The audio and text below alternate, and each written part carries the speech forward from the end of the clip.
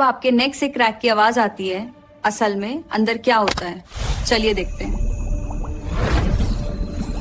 नमस्ते, मैं हूं डॉक्टर वैशाली। नेक जॉइंट्स के बीच एक स्मूथ लिक्विड होता है, साइनोवियल फ्लूइड। इसमें छोटे छोटे गैस बबल्स बनते रहते हैं। जब आप नेक को स्ट्रेच करते हो, ये बबल्स एकदम से कोलैप्स होते हैं और वो क्रैक की साउंड। इस प्रोसेस में आपके लिगामेंट्स हल्का सा स्ट्रेच होते हैं, मसल्स मोमेंटेरली रिलैक्स होती है, इसीलिए क्रैक होने के बाद हल्का रिलीफ फील होता है। ध्यान रखो, बार बार क्रैक करना जॉइंट्स को अनस्टेबल बना सकता है। अगर दर्द, चक्कर या नंबनेस हो, प्लीज सेल्फ क्रैकिंग मत करो। अगर आपको ऐसे इन्फॉर्मेटिव फिजियोथेरेपी के वीडियोस पसंद आए तो फॉलो जरूर करें।